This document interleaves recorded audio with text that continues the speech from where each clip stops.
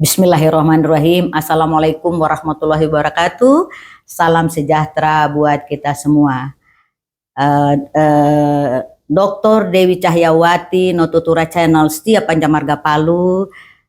Malam ini saya kehadiran seorang tamu, mantan aktivis perempuan sepanjang 15 tahun. Kalau demo-demo itu hal yang biasa buat dia. Tapi malam ini saya mau lihat hasil demo itu. Apa jadinya hasil demo itu? Saya memperkenalkan dulu tamu saya malam ini, Endang Hardanti, sarjana ekonomi.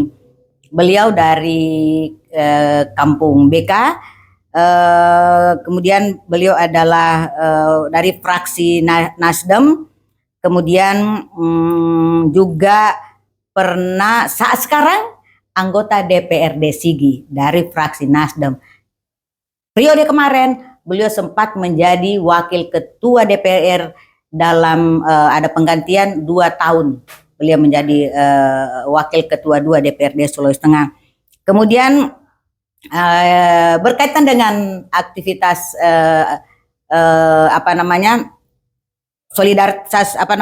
Solidaritas Perempuan, Ketua Badan Eksekutif Solidaritas Perempuan Palu. Itu beliau geluti dan saya pernah disitulah beliau itu yang saya bilang tadi berdemo-demo itu. Kemudian koordinator wakil campaign ya, penghapusan kekerasan terhadap perempuan. Ini penting kita eksplor. Kemudian Dewan Pengawas Komunitas Solidaritas Perempuan Palu. Kemudian Ketua Garnita Malahayati Partai Nasdem Provinsi Sulawesi Tengah. Kemudian yang saya sampaikan tadi, sekarang anggota DPRD Sigi periode 2019-2024 dan 2024 dan 2029. Berarti Ibu Endang masih lama duduk di DPRD. Oke. Saya dari CV yang ada, saya selalu menyampaikan tamu-tamu yang untuk para teman-teman kita perempuan yang ada di Lembah Kaili, kita punya satu perempuan hebat, dan perempuan hebat itu duduk di hadapan saya, namanya Endang Hardanti, sarjana ekonomi. Untuk itu saya persilakan dan sampaikan buat teman-teman ini apa yang Endang capaian yang dari aktivis solidaritas perempuan hari ini duduk di DPRD. Ini luar biasa loh. Silakan, Dang. Ya, terima kasih. Sebelumnya saya minta tabe. Ya. Alhamdulillah, saya senang sekali. Kak Dewi ini sebuah kerinduan sebenarnya saya juga dengan Kak Dewi, karena sebenarnya dengan Kak Dewi ini saya tidak menganggap orang lain buat saya. Karena beliau ini juga orang tua, kakak saya yang juga menurut saya bagian dari perjuangan saya juga hari ini sampai duduk di DPRD. Karena Kak Dewi ini bagian dari perempuan Kaili yang sama-sama saya berada di Kabupaten Sigi hari ini. Nah, alhamdulillah sebenarnya malam hari ini saya hadir di sini. Banyak hal yang sebenarnya harus saya sampaikan terkait dengan bahwa hari ini kenapa kemudian harus muncul perempuan-perempuan hebat yang disampaikan oleh Kak Dewi tadi. Karena memang secara kalau secara pribadi saya dengan teman-teman yang juga bagian dari aktivis perempuan, berjuang itu tidak hanya pada batasan perjuangannya hanya di luar kayak disampaikan tadi Kak Dewi bahwa hanya demo-demo terus yang kami lakukan. Tapi kemudian belajar dari aktivis menjadi aktivis perempuan hampir 15 tahun berkiprah di dunia aktivis, ternyata memang menjadi penting kemudian perempuan itu hadir di parlemen, di legislatif. Karena memang disitulah peran perempuan, bagaimana kemudian pengambilan keputusan itu peran-peran perempuan itu dilibatkan. Karena akan berbeda kemudian situasi kebutuhan perempuan dengan kebutuhan laki-laki. Jadi kalau kemudian perempuan hari ini juga tidak masuk dalam peran pengambilan kebijakan dan keputusannya, dalam hal ini dalam posisi Iya. DPR harus mengambil peran, saya meyakini bahwa sebuah perubahan kebijakan terhadap perlindungan perempuan itu tidak akan bisa Iya, terjadi.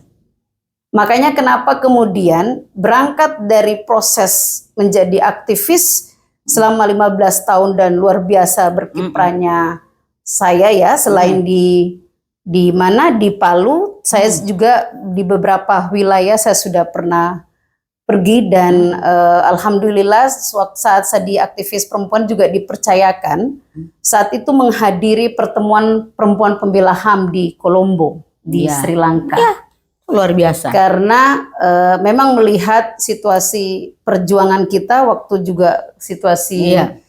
dinamika saat itu memang banyak sekali pembela-pembela hak-hak perempuan itu memang harus dipertemukan dalam sebuah Iya. pertemuan, sehingga memang menjadi sebuah pengalaman saya bahwa bukan hanya saya sendiri berjuang terhadap situasi Iya. perempuan.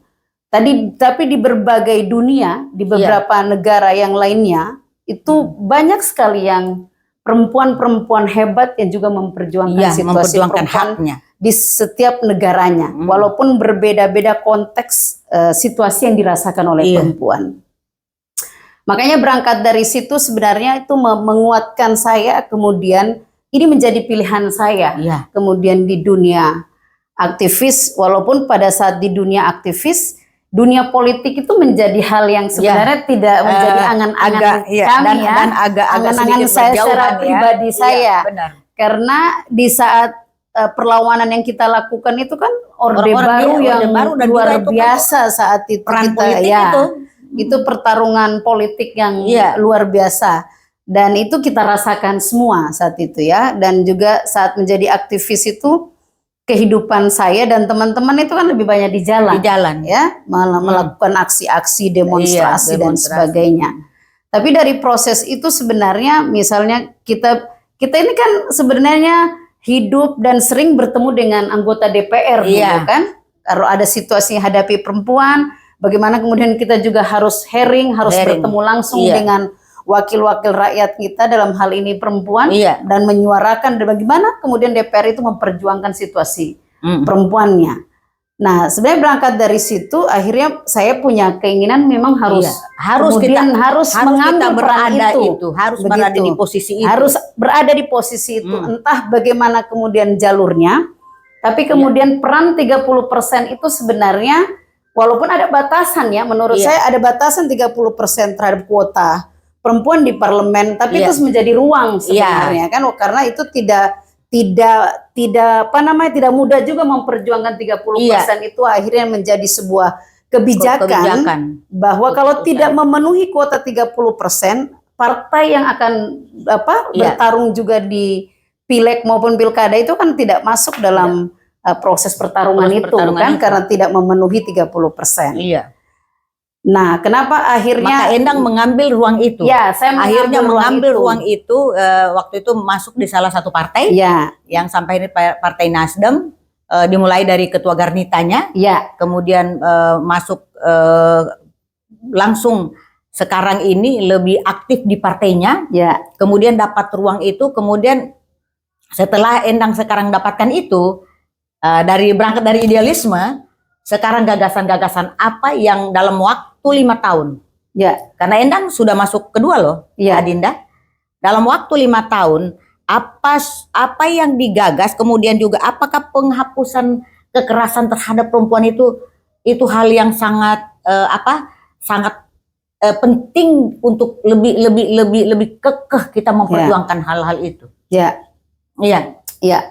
Terima kasih Kak. Sebenarnya bicara perjuangan itu memang tidak mudah. Iya. Ada proses panjang yang memang harus kita lalui. Iya.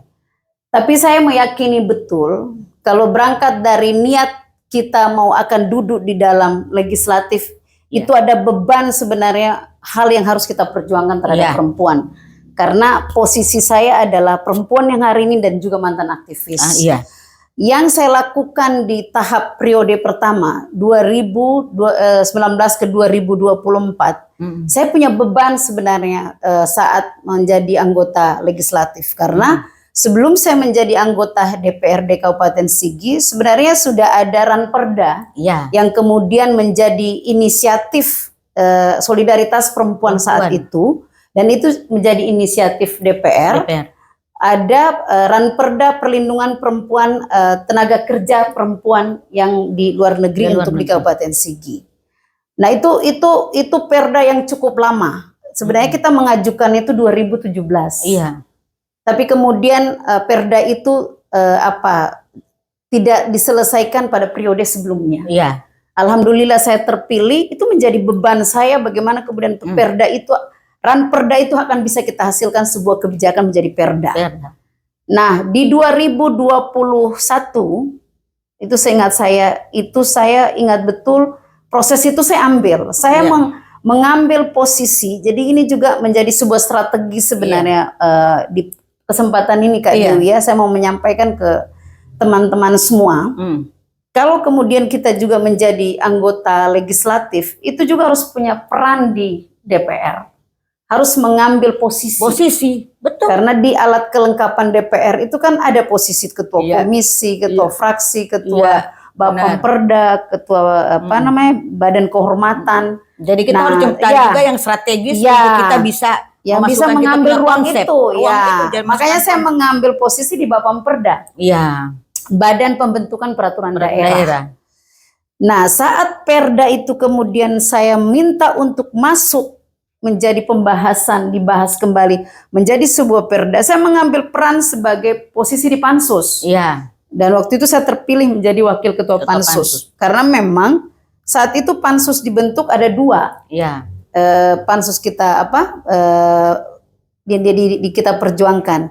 Nah, saya mengambil peran di pansus perlindungan tenaga kerja di Kabupaten Sigi, karena memang saya mau mengambil saat proses pembahasan pansus saya yang akan memimpin.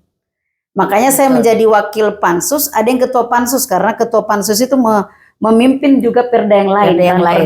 Yang saya ambil adalah perda yang berkaitan tenaga yang berkaitan dengan urusan perempuan. Makanya memang substansi dari isi Ranperda itu menurut saya itu sangat memenuhi situasi perempuan yang ada di Kabupaten Sigi. Karena kenapa kemudian perda itu harus ada di Kabupaten Sigi?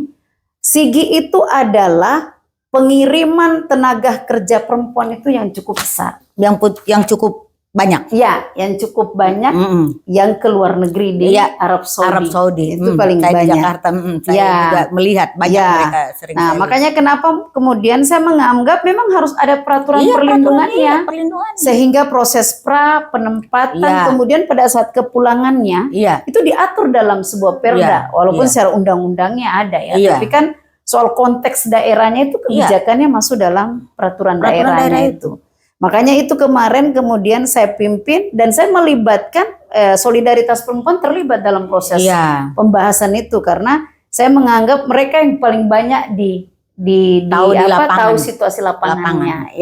Walaupun melibatkan beberapa dinas terkait, misalnya Nakertrans, pemberdayaan perempuan, dinas sosial. Kan ini kan misalnya ada korban yang bekerja, tenaga kerja kita dari luar kemudian masuk ke Sigi, dia pulang ada trauma, ada itu kan harus ditangani secara bersama juga dan menjadi wewenang pemerintah dan tanggung jawab pemerintah untuk kemudian bagaimana kemudian tenaga kerja kita ini terutama perempuan itu bisa kemudian terlindungi dan juga hak-haknya bisa dipenuhi pada saat dia menjadi tenaga kerja pada saat dia di Arab Saudi. Karena sekarang ini Kak sebenarnya di situasi-situasi kemarin pada saat dia diberangkatkan saja begitu. Tapi pada saat penempatan kan dia harusnya itu tidak boleh dibiarkan saja, walaupun dia misalnya kontraknya 5 tahun, misalnya sampai 3 tahun, 8 tahun atau 10 tahun, tapi proses itu kan harus kita cek terus bagaimana perkembangan tenaga kerjanya kita di luar negeri.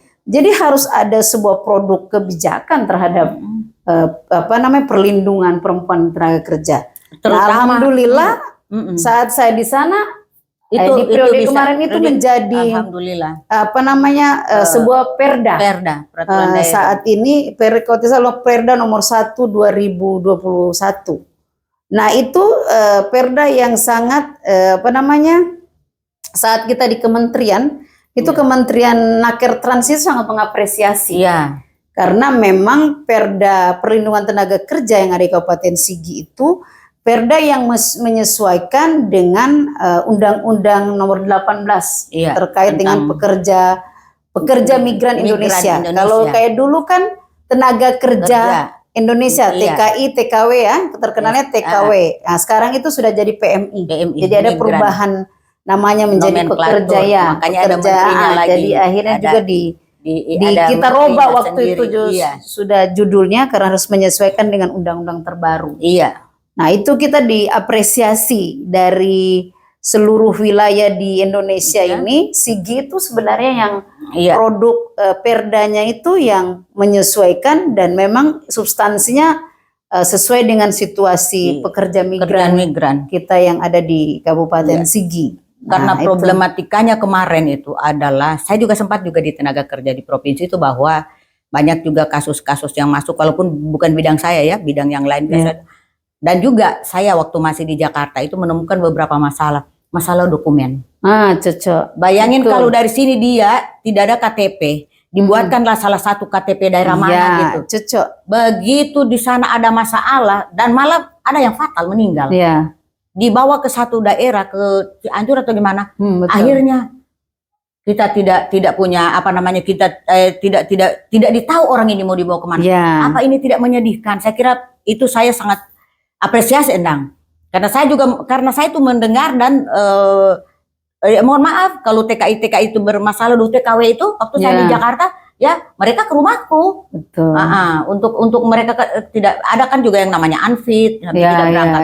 Nah itu kan malah kalau saya Pemda itu support dengan mungkin karena begini, karena di situ terjadi lagi percaloan. Iya betul. Kenapa Pemda tidak mengambil peran untuk menganggarkan mereka cuma tiket dari sini sampai di Jakarta, kemudian dokumen-dokumen itu dokumen itu betul-betul dilengkapi sesuai dengan aturannya, dan kemudian mereka dikerja di sana pun harus ditahu dan dikontrol. Iya. Sehingga majikannya itu ya yang ada terjadi masalah itu dia juga tahu saya ada kontrol juga. Nah, saya kira itu luar biasa, saya apresiasi banget karena saya sedikit mengikuti persoalan itu di Jakarta.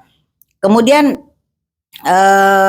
melihat kondisi yang ada sekarang ya, bahwa beberapa daerah kita yang ada di Sulawesi Tengah lah juga termasuk Kabupaten Sigi itu sebenarnya kan kita itu potensi kita itu kan pariwisata dan budaya.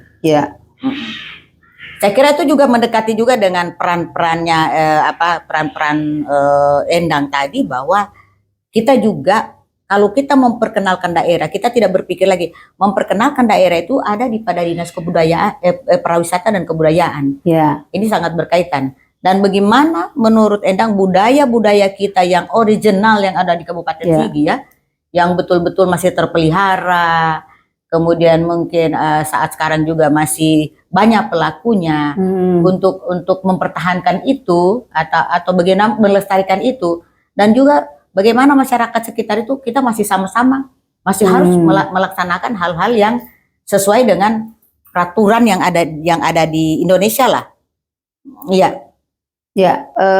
Sebenarnya kalau bicara soal konsep pemahaman kita itu sama Kak. Bagaimana kemudian kan sebenarnya melihat beberapa daerah ini dia maju karena ada pariwisatanya. Karena bicara pariwisata hari ini dia menjadi bagian dari PAD ya. Nah, pendapatan asli daerah.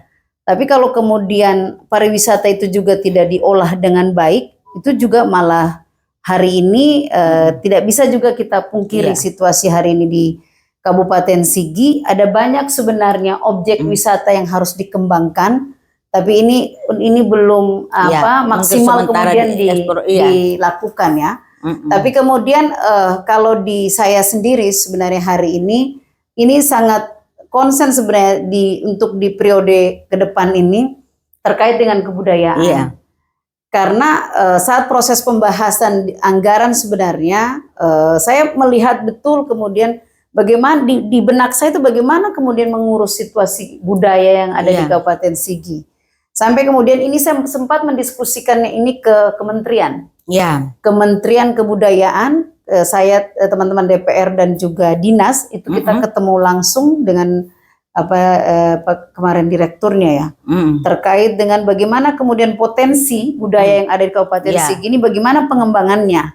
Karena memang hari ini juga terkendala dan kita Kak soal pendanaan itu kita tidak bisa pungkiri ya. Tapi menurut saya itu tidak menjadi kendala yang harus menjadi masalah begitu. Tapi bagaimana ini kita pikirkan betul. Bagaimana kemudian mengangkat budaya kita yang ada di Kabupaten Sigi ini supaya juga orang tahu. Orang kenal bahwa ada kemudian misalnya kalau kayak kita sendiri kayak misalnya ada budaya kita secara pengobatan. Itu kan masih ada Balia. Nah, itu kan masih ada yang masih di beberapa wilayah masih ada yang melakukan itu. Tapi di bagian yang lain itu kan misalnya kalau yang sudah dekat-dekat dengan Kota Palu itu kan sudah mulai hilang. Nah, padahal itu kan sebuah kepercayaan dan kebiasaan masyarakat kita, budaya menganggap bahwa Bali itu bagian dari pengobatan untuk penyembuhan, yang urusan leluhur kita ya. Nah itu sebenarnya kalau di saya sendiri karena memang saya meyakini saya punya leluhur, hal-hal begitu itu masih kalau ada yang melaksanakan begitu, saya menganggap itu bagian dari kemudian yang harus dipertahankan. Saya ulang lagi, saya waktu kepala dinas pariwisata juga dan kebudayaan kan, karena saya pikir gini, ini pariwisata tanpa dorongan juga budaya-budaya kita untuk masuk pada satu program, orang datang berpariwisata tapi hiburannya adalah kita punya nilai-nilai budaya yang ada. Dan saya juga waktu itu menyampaikan juga bahwa tidak semua juga harus kita menganggap itu, mohon maaf lah, barangkali ada sedikit dari sisi agama itu saya tetap membantah. Ini sudah 2 kali saya memberikan pemahaman bahwa siapa bilang orang tua yang pada saat itu peradabannya belum diberi rahmat itu tidak ada Tuhan. Mereka menyebut Tuhan itu kok. Cuma cara penyebutannya saja. Jadi kalau sekarang kalau saya itu masih sependapat. Kita lestarikan itu, karena dulu saya ingat sekali waktu juga di taman itu kan pelestarian budaya-budaya seperti itu, sehingga salah satu nanti jadi ikon daripada Kabupaten Sigi adalah budayanya. Dan adat istiadat yang begitu beraneka ragam, karena Sigi itu ada di lembah, ada pegunungan, itu kan luar biasa nih. Kalau luar biasa. Kalau ada satu orang kan cuma dataran. Kalau kita lengkap. Hanya memang kita tidak punya laut. Tapi kita punya danau yang indah. Danau Lindu. Ya, walaupun kita mungkin ada juga tergerus dengan persoalan hutan lindung. Taman nasional ya. Taman nasional. Tapi kan itu menjadi satu kekuatan buat kita. Satu kekuatan. Mungkin saya kembali kepada perempuan, khususnya generasi muda. Jadi ini saya juga ada transformasi generasi ya. Kami juga mengharapkan, saya juga menghadirkan dari 22 perempuan itu adalah regenerasi untuk tokoh-tokoh muda. Jadi mereka ini tokoh-tokoh muda buat saya, tokoh-tokoh muda yang hebat sekarang. Melihat keberadaan kita, karena saya masih berbicara tentang perempuan yang ada di lembah kita, lembah Kekaili yang potensial, tetapi kelihatannya belum secara belum dilihat kayaknya atau belum dilirik ya. Jadi menurut Endang itu seperti apa sih menjadi PR kita semua? Apa yang harus, kayaknya kita diskusinya ini memang harusnya sih 1 malam. 1 malam. Tapi paling tidak hari ini hanya dengan dialog yang pendek ini saya memperkenalkan bahwa sosok Endang itu seperti ini. Bagaimana Endang itu? Sebenarnya kegelisahan Kak Dewi itu menjadi sebuah kegelisahan buat saya juga. Dan itu menjadi sebuah tantangan sebenarnya di sisi saya, kalau bisa dibilang saya Putri Kaili. Gitu. Saya memang Putri Kaili. Secara diri saya ini, siapa yang tidak tahu saya bahwa saya adalah orang BK, begitu, orang Kaili, KTP itu tidak ada bilang Palu. Kalau kayak dulu kita kan kalau orang tua itu lahir BK. Dan itu tetap di dalam akte itu udah lahir BK. Seperti begitu. Mau sampai di ujung dunia manapun, tapi kita berada di situ, di tempat lahir kita. Nah, kalau saya Kak Dewi, saya tertantang sekali melihat kenapa kemudian perempuan lain itu bisa muncul dan hebat, kenapa di kita sendiri sebagai putri Kaili juga tidak punya kemampuan. Ada apa begitu? Nah, saya punya tekad, saya hari ini Kak Dewi di DPR. Tapi saya meyakini, insya Allah saya bisa ke depan, saya akan jadi pemimpin di sini. Iya. Dan harus menarik perempuan lain itu loh tekadnya. Iya. Dan saya sebenarnya posisi hari ini, saya selalu menyampaikan dan berdiskusi dengan teman-teman sebenarnya, bagaimana kemudian kalau Kak Dewi hari ini memposisikan diri, bagaimana kemudian merangkul semua yang kami-kami yang adik-adik. Karena Kak Dewi tahu posisinya hari ini tinggal bisa memfasilitasi. Tapi kemudian Kak Dewi mau memunculkan kita. Sebenarnya itu perjuangan kita bersama. Nah, menurut saya ini hal yang perlu kita diskusikan serius.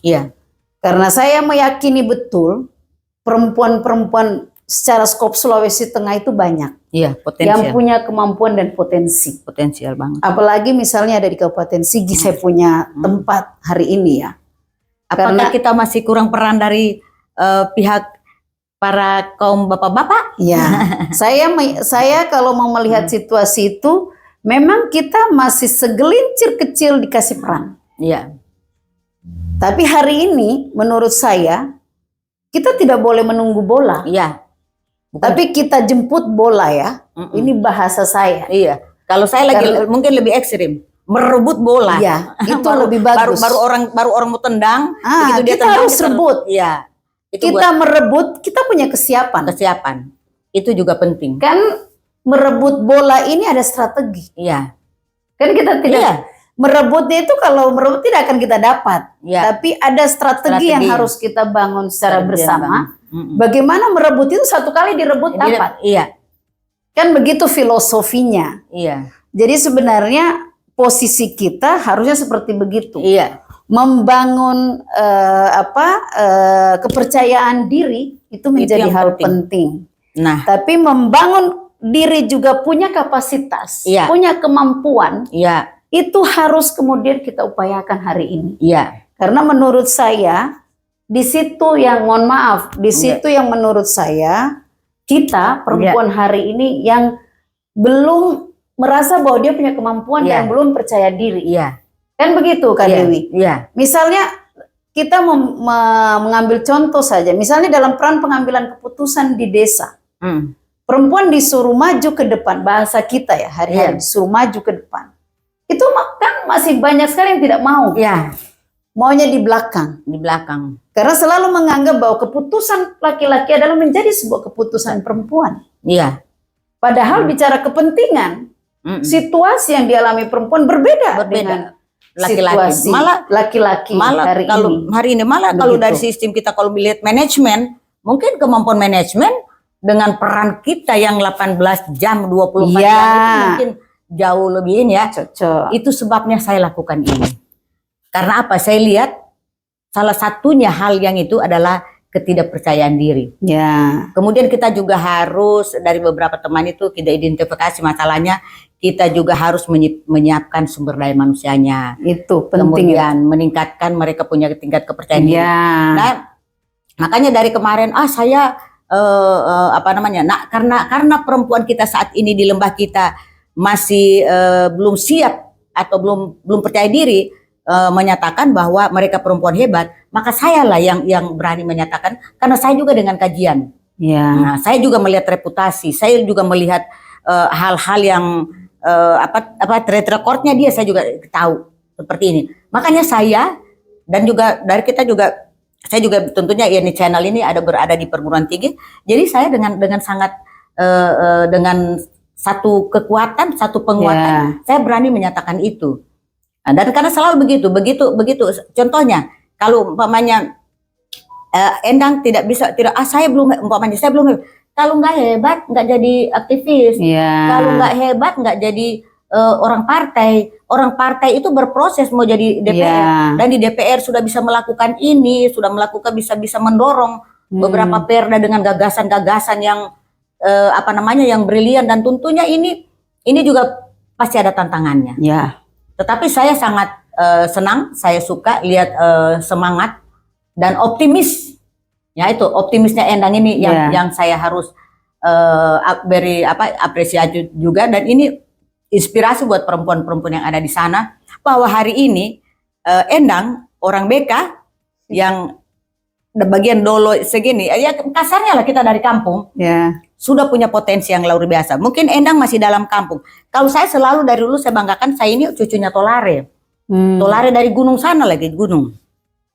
Berproses pada sekian keturunan, maka adalah apa saya tidak bangga kalau saya menjadi keturunan orang Tolare, orang yang di gunung, tapi hari ini saya bisa duduk di sini, kebanggaan buat kita semua. Jadi kita tidak boleh melupakan leluhur kita, dan kita sangat harus menghargai identitas keturunan kita yang ada. Sehingga dialog ini kalau kami lanjutkan, karena kami dulu sempat bersama Endang ini biasa kami harus sampai 1 hari 1 malam kami, tapi tentunya paling tidak intisari daripada pembicaraan, substansi daripada pembicaraan ini kami sudah dapatkan. Dan dengan demikian juga untuk saya menyampaikan, Endang perempuan hebat dan tokoh muda yang ada di Sulawesi Tengah saat ini yang kita patut apresiasi. Jadi saya tidak harus bertele-tele, dan saya juga punya kajian melihat persoalan-persoalan seperti itu. Dan untuk sebelum kita mengakhiri, saya mempersilakan Endang statement akhir Endang untuk perempuan-perempuan yang ada di Sulawesi Tengah, khususnya wabil khusus buat perempuan-perempuan Kaili yang ada di Lembah Kaili. Ya, terima kasih Kak Dewi. Sekali lagi saya minta tabe untuk kita semua. Yang pertama saya mau menyampaikan kepada kita semua, terutama perempuan-perempuan yang ada di Lembah Kaili ini, bahwa kita ini punya potensi. Perempuan itu punya kekuatan. Karena perempuan ini melewati banyak hal. Dari urusan rumah tangga, urusan publik, ini sudah dia rasakan. Yang belum tentu kemudian laki-laki merasakan ini. Jadi ini yang membuat kita ini sebuah kekuatan, bahwa ada banyak hal situasi yang sudah kita alami, dan ini menjadi sebuah kekuatan kita. Jadi jangan pernah ragu kalau kemudian menginginkan kita harus berjuang secara bersama, mengambil sebuah peran dalam kepemimpinan perempuan, rebut peran itu. Walaupun dengan proses yang cukup luar biasa dan tantangan yang cukup luar biasa. Karena meraih kesuksesan sebagai pemimpin perempuan itu juga tidak mudah. Tapi kemudian tampil dan punya kekuatan secara bersama, saya juga tidak mampu dengan diri saya sendiri. Tapi bagaimana kemudian kekuatan yang kita bangun, perempuan-perempuan yang ada di Lembah Kaili ini, satukan tekad dan kekuatan kita, bahwa yakini diri bahwa kita mampu untuk melakukan sebuah gerakan perubahan, bagaimana kemudian merebut sebuah kekuasaan, untuk bagaimana kemudian perempuan juga bisa terlindungi, dan bagaimana kemudian hak-hak perempuan itu bisa kita perjuangkan dengan sebuah kebijakan dan mengambil peran politik. Politiknya adalah bagaimana merebut kekuasaan baik di legislatif, baik di eksekutif, yudikatif juga itu menjadi hal penting, karena kekuatan hukumnya juga di situasi hari ini kita berada di situ juga menjadi hal penting. Keberpihakan perempuan itu juga menjadi sebuah hal yang harus sama-sama kita dorong. Karena hari ini menurut saya banyak perempuan yang potensi tapi tidak saling mendukung. Jadi seharusnya ada wadah yang membuat kekuatan di wadah itu mendorong perempuan ini semua punya posisi dalam hal ini, dimanapun perempuan itu bisa ditempatkan. Kita harus dorong. Yang penting support, ada wadah untuk memberikan kapasitas dan kemampuan buat dia, bahwa ini tidak mudah. Proses untuk percaya diri dan tampil hari ini seperti saya itu tidak mudah. Tidak. Karena tidak Panjang. semua mudah perempuan hari ini mau muncul, mau berbicara soal Iya. situasinya, karena memang ada banyak kendala yang kemudian membatasi dia. Dia. Jadi menurut saya hari ini perempuan ini tidak boleh lagi hanya berada di belakang. Iya. Tapi perempuan ini harus maju ke depan, lebih tampil ke depan, harus menjadi pemimpin perempuan yang hebat. Iya, hebat. Hebatnya ini kan banyak konteks Iya. pemahaman hebatnya. Iya, hebatnya. Iya. Dalam posisi tidak juga meninggalkan dia sebagai posisi Kodrati, ibu sebagai rumah tangga atau sebagai ibu Iya. yang setiap harinya mengerjakan urusan domestik. Iya. Tapi kemudian dia punya beban ganda yang sangat luar biasa. Yang harus dia hari mampu ini lakukan secara dia bersamaan. perankan begitu Sinergi. kan, Iya. karena biasa orang menganggap bahwa perempuan berkiprah di dunia publik, Iya. dia meninggalkan dunia domestik atau Iya. rumah tangganya, padahal tidak seperti begitu. Tidak seperti itu. Saya ibu rumah tangga, saya Iya. perempuan, saya ibu yang punya 2 orang anak. Iya. Saya tidak pernah mengesampingkan bagaimana peran saya mendidik anak saya. Iya. Tapi kemudian peran itu dibangun secara bersama dengan suami. Suami. Jadi itu juga menjadi hal yang harus kemudian dipahami Iya. semua orang, bahwa itu tidak menjadi sebuah kendala perempuan itu punya peran dalam kepemimpinan. Karena biasanya begitu kan dia. Iya, iya. Orang selalu menganggap perempuan ya bisanya urusan domestik, urusan Domestik dapur. saja. Jadi mau ditempatkan dalam kepemimpinan jadi ketua ketua itu jadi apapun punya kendala kita begitu. punya, kita Dianggap siap. ibu rumah tangga tidak punya pengetahuan Iya. luas begitu. Makanya sekarang saya selalu katakan karir di dalam rumah tangga. Iya. Jangan karir itu karir. Jadi saya kira seorang Endang yang luar biasa menyampaikan dan cukup semangat. Kita juga, saya tetap melihat bahwa di dalam melihat seorang perempuan hebat itu pasti ada laki-laki hebat di sampingnya yang mendorong dia tentunya. Dan saya tahu juga suami beliau adalah aktivis juga, malah mohon maaf ya, di Jakarta sekarang, di Palu Hijau, di Walhi, mantan Walhi. Direktur Walhi Sulawesi Tengah dulu. Sekarang Ya. sudah di nasional di Jakarta. Ya, jadi itu juga kalau lihat juga perempuan hebat pasti ada laki-laki hebat. Jadi Endang juga terima kasih sama Bapak, bahwa sangat mendorong, sangat mendorong, dan bukan tidak mudah itu memberi pengertian kepada kita, kemudian masih bisa mendorong juga anak-anak harus semua sama-sama kita sukses. Ini luar biasa.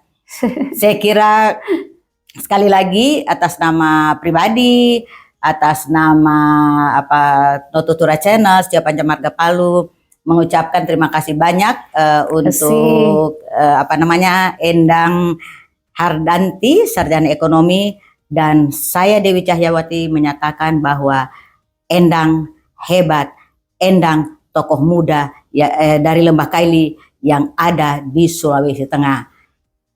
Tabe. Wabillahi taufiq wal hidayah. Assalamualaikum warahmatullahi wabarakatuh.